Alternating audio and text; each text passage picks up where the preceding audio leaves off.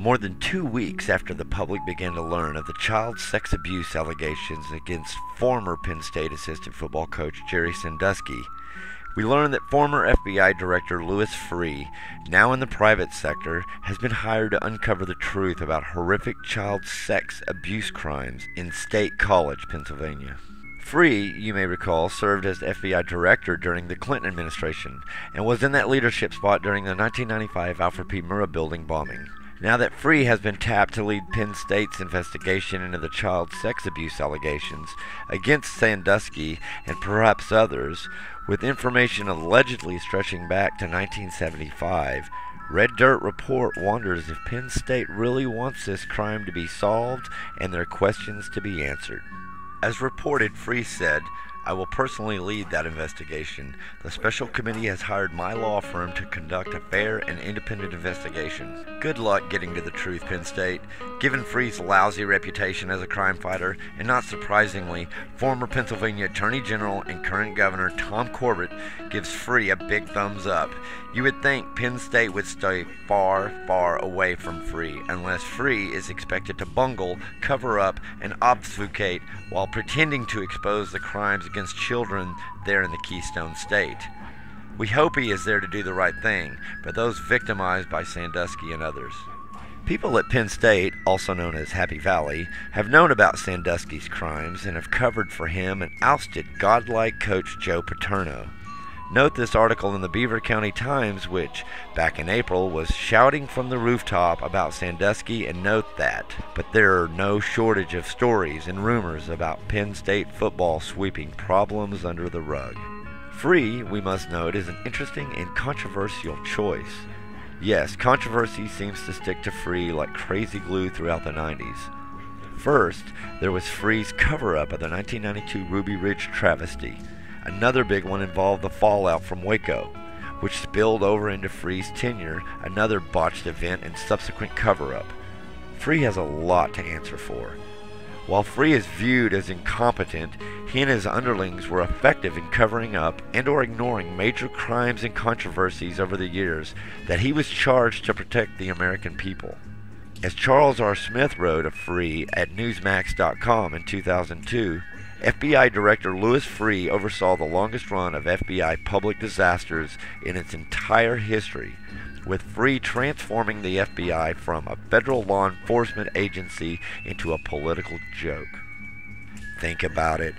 Freeh was in charge during the 500 missing FBI files incident, the Unabomber case, the Wen-Ho Lee Los Alamos Files espionage case, the Montana Freeman showdown, the shoot-down of TWA Flight 800 in 1996, and so on. Do you feel you have more answers or fewer answers on those incidences and tragedies? Think about it. Oh, and did you know Freeh was appointed FBI Director in July 1993, the day before Vincent Foster's body was found in Fort Marcy Park? The prior director, William Sessions, was ousted by Attorney General Janet Reno in the wake of the Waco disaster, a disaster Freeh would fail to fully investigate according to reports. In a September 2000 article in Business Week, writer Howard Gleckman, in a piece titled "The Case Against Louis Freeh," the article absolutely blasts the director, who was still in charge at that time. Gleckman writes, "The man Freeh has overseen a bureau that has bungled investigations of high-profile criminal cases and repeatedly misled probers and judges in legal proceedings, never more shamelessly than in the matter of Los Alamos scientist Wen-Ho Lee. At the same time, Freeh's FBI has tried to run roughshod over the civil liberties of ordinary citizens, demanding access to encryption codes and elbowing its way onto every PC in the country through its Carnivore project." Remember, that was written 11 years ago and 1 year before 9/11. And for those of us here in Oklahoma City, still healing from the effects of the Oklahoma City bombing more than 16 years later, to learn that former FBI Director Freeh is leading an investigation into a major crime which may involve connections to many other people, well, don't hold your breath, folks. He had an opportunity to do the right thing by the victims of the bombing, and he opted not to do the right thing and bring the real criminals to justice. In fact, the idea that Freeh will uncover anything of substance Good luck. Penn State scandal truth seekers is an absolute joke. For instance, Freeh was exposed as knowing a lot more about the details of who was involved in the bombing, far beyond Timothy McVeigh. Be sure to check out the upcoming release of Free Mind Films' explosive documentary, A Noble Lie, Oklahoma City, 1995, directed by James Lane. As exposed by the late J.D. Cash, an investigative reporter with the McCurtain Daily Gazette, Freeh and the FBI allegedly knew of a bomb plot and the activities of German intelligence contact and neo-Nazi infiltrator Andre Strassmeyer at Elohim City in Adair County, Oklahoma. And what of Larry Potts, a leading FBI investigator? Freeh made sure Potts, his number 2 guy, rose in the ranks. Yet what does Freeh think about accusations made against Potts, a villain linked to numerous botched cases? This includes comments by the late Timothy McVeigh, executed for his role in the bombing, who said Potts, involved in Ruby Ridge and Waco, knew him well and was forcing the former soldier-turned-radical to go off script, and that McVeigh's accomplice, Terry Nichols, said the bombing was an FBI op, as noted by a hard-hitting 2007 article in Utah's Desert News. As for Andy the German Strassmeyer, much of his role in the FBI op was revealed in a January 1996 memo Freeh sent out to senior FBI field agents, which noted the Southern Poverty Law Center / FBI joint sting operation at Elohim City, Oklahoma, was being handled in the days prior to the bombing. As Cash reported, while Freeh's FBI put up border guards on the Mexican border to pick up Strassmeyer for questioning in regards to his links to Elohim City and McVeigh, Strassmeyer managed to slip through their fingers. The teletype obtained via an FOIA request was heavily redacted, but reveals that the FBI director Freeh knew a lot more about the Oklahoma City bombing case than the public was led to believe. Why did Freeh allow Strassmeyer to flee the U.S. and go back to Germany without being questioned about his role in the lead-up to the Oklahoma City bombing, the biggest domestic terror attack up to that time in history? Wouldn't Strassmeyer's knowledge of McVeigh and others unknown have been useful to the federal investigation into the April 19, 1995 bombing here in Oklahoma City that killed 168 and wounded many others? As Cash wrote in a piece posted in 2005 at worldnetdaily.com, the Freeh teletype also discusses an allegedly close relationship McVeigh had with a subject living at Elohim City, a person who, the teletype says, spoke with McVeigh only 2 days before the bombing. Continuing, Cash and co-writer Roger Charles note that information Freeh said was for an informant who was working for the Southern Poverty Law Center, a tax-exempt civil rights group co-founded by Morris Dees. It was Freeh's FBI that gathered up all the videotapes after the Oklahoma City bombing. Where are those tapes now, Mr. Freeh? The FBI crime lab under Freeh were accused by an FBI whistleblower that evidence in the Oklahoma City bombing had been tainted, and Freeh punished him, sending a chilling message to other potential whistleblowers. And yet Penn State, certainly knowing Freeh's background and history, want him to do an independent investigation into a serious case at Penn State, which some have reported may include Sandusky's involvement in pimping out children to wealthy Penn State donors.